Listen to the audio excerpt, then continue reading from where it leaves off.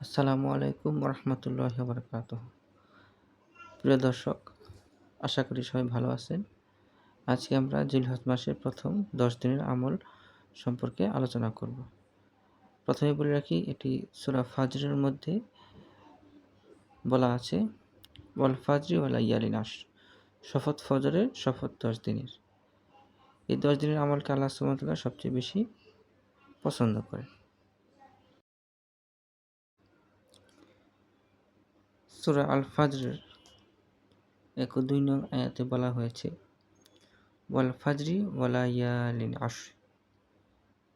এখানে ভোরের শপথ, শপথ 10 রাতের। এই 10 রাতের শপথকে জিলহজ মাসের প্রথম 10 দিনের কথা বলা হয়েছে। এখানে ওয়া অর্থ শপথ, ফাজরুন অর্থ হচ্ছে ভোর, দ্বিতীয় আয়াতে ওয়া অর্থ হচ্ছে শপথ, লাইলুন অর্থ হচ্ছে রাত, আর আশর অর্থ হচ্ছে 10। মুফাসসিরগণ এই 10 রাতের শপথকে জিলহজ মাসের প্রথম 10 দিনের সাথে বুঝিয়েছেন। সূরা আল হাজ এর আয়াত 28 নং এ বলা হয়েছে, ওয়াজকুরু ইসমুল্লাহি ফি আইয়ামি মা'লুমাতিন।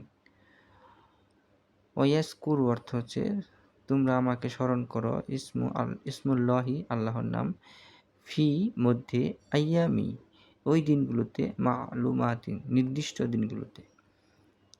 তো এর অর্থ হচ্ছে এবং তারা নির্দিষ্ট দিনগুলোতে আল্লাহর নাম স্মরণ করবে।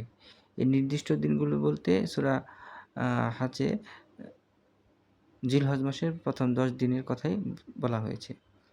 এখানে ইয়াজকুরু অর্থ তারা স্মরণ করবে, ইসমুন অর্থ হচ্ছে নাম, ওয়া অর্থ হচ্ছে এবং, আইয়ামি অর্থাৎ দিনগুলোর, ফি অর্থ মধ্যে, মা'লুমাতিন অর্থ হচ্ছে নির্দিষ্ট। তাহলে সূরা আল হাজের আয়াত 28 নং আয়াতের অর্থ দাঁড়ায় এবং তারা নির্দিষ্ট দিনগুলোতে আল্লাহর নাম স্মরণ করবে। এই দিনগুলোকে জিলহজ মাসের প্রথম 10 দিন হিসেবে ধরা হয়েছে, মুফাসসিরগণ তাই বলে। এখন আমরা আলোচনা করব হাদিসের আলোকে জিলহজ মাসের 10 দিনের ফজিলত।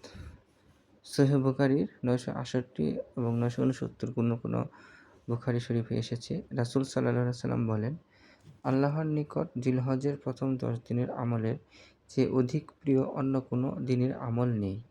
সাহাবারা জিজ্ঞেস করলেন, আল্লাহর রাস্তায় জিহাদ নয়? তিনি বললেন, জিহাদও নয়, তবে সেই ব্যক্তি ছাড়া যে নিজের জানমাল নিয়ে বের হয়ে আর ফিরে আসেনি।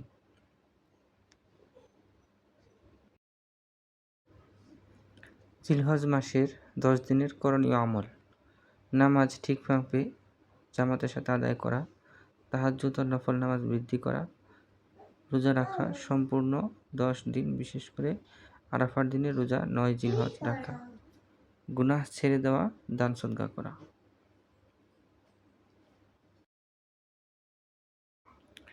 জিলহজ মাসের আরেকটি গুরুত্বপূর্ণ আমল হচ্ছে চুল ও নখ না কাটা।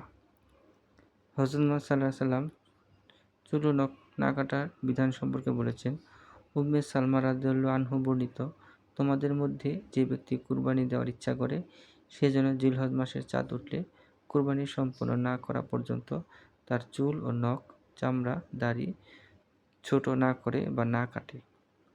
সহিহ মুসলিম, হাদিস নং 1977। আশা রাখি আপনারা সবাই জিলহজ মাসের প্রথম 10 দিনের গুরুত্ব সম্পর্কে বুঝতে পেরেছেন। কোরআন ও হাদিসের আলোকে আমরা আলোচনা করার চেষ্টা করলাম। আপনাদের কোনো প্রশ্ন জানার জিজ্ঞাসা থাকলে কমেন্টসে জানাবেন। রব্বানা তাকাব্বাল মিন্না ইন্নাকা আনতাস সামিউল আলিম। হে আল্লাহ, আমাদের আমল কবুল করুন, নিশ্চয়ই আপনি সর্বশ্রোতা ও সর্বজ্ঞ। সূরা আল বাকারা আয়াত 127। আপনারা সবাই ভালো থাকবেন। প্রিয় ভাই ও বোনেরা, মুসলিম ভাই ও বোনেরা, আমাদের জন্য দোয়া করবেন। আসসালামু আলাইকুম রহমতুল্লাহি ওয়া বারাকাতুহু।